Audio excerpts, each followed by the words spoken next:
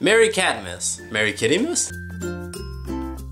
Hi everybody, I'm Jason, and welcome to Cats and Pats. So 2 days after Thanksgiving, Sarah and I hopped in the truck, went to the nearest Christmas tree farm, and cut down our own Christmas tree. We thought we might go blue spruce, we couldn't find the right size. Almost went Leland cypress, but it felt too weird. So we went traditional, at least traditional for us, and bought ourselves a nice white pine. I would show you, but we haven't decorated it yet, so it's just a tree in the living room. So yeah, about this time of year, a lot of people are bringing trees into their house, most likely for Christmas, but you never know. Along the same lines, a lot of people start Googling, are Christmas trees safe for cats? I mean, really, I'm not making this up. Check it out on Google Trends. There's like no search volume in October and it's like a straight line, and then like November, December, it just starts spiking. So let's dive into it. And just so you know, we are going to touch on live trees and artificial trees at the same time. First is the concern over toxicity. Artificial trees are artificial, so they're not toxic. Well, I mean, in a sense, they are still plastic, but it's not like producing random weird oils or anything. At least it shouldn't be. So with real trees, from what I've read, most evergreens are mildly toxic if a cat eats them. Fir tree oils can be irritating to like the mouth and stomach, and that may cause your cat to drool or vomit if they eat it. It can also cause GI irritation. So from a toxicity aspect, not particularly deadly, but still harmful to your cat. I did read that some pine trees, specifically Norfolk pine, house pine, and Australian pine, are more toxic to cats, and those may actually cause liver damage or worse. What I think is a larger concern is the actual ingestion process. Obviously, artificial trees are like plastic or some other material, and they can't be digested, and they can cause like intestinal blockages or ruptures. And this is a big worry for pine trees as well. Pine needles can cause intestinal blockage for cats, and equally as bad, since they're like sharp and pointy, they can be swallowed whole and actually puncture parts of your cat's internals, like intestines and stomachs and stuff. Not good. I would say for the most part, cats won't go after your pine needles, like 2 of my 3 cats do. Moo Moo, on the other hand, is kind of a problem. He likes to try to come in here and sneak them,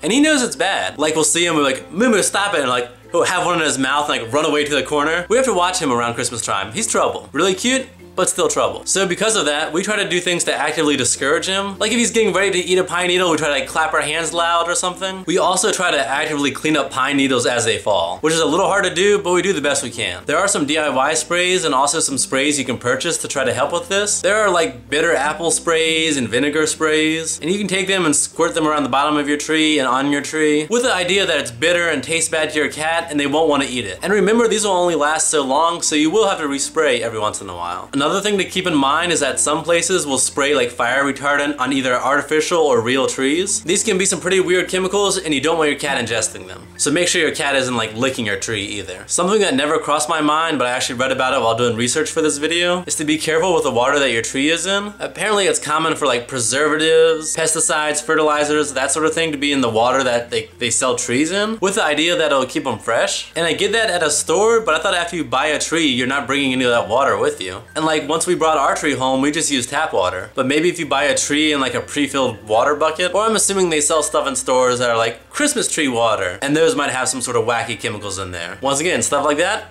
you don't want your cat eating. So do your best to try to kind of cover up that tree water area. Maybe if you have a tree skirt, you can just like cinch it up tight. So before we leave this section, I just want to note that if you have noticed your cat like chewing on a Christmas tree or other plants, monitor them for any changes in behavior, like excessive licking, salivating, excess water consumption, and also like vomiting, diarrhea. If you start to notice bad things, you probably want to head to the vet. Alright, the next thing we need to talk about is decorations. Lights generally aren't a big deal, but there are some kitties that like to chew on wires. This can cause like shocks and burns in your cat's mouth, and that sounds pretty awful. So keep an eye on your cords for like chewing and wear and tear. If you notice your cat is reluctant to eat or drooling, or it just looks like their mouth hurts, you might want to take your cat to the vet to check for any burns or just any other dental diseases. Once again, you can try some bitter sprays or just try to hang your lights out of your cat's reach. Regular ornaments are something to keep an eye on. Make sure you either tether them really good onto your tree or keep them out of reach. Obviously, knocking out glass ornaments can lead to some dangerous times. We usually hang some like cheapo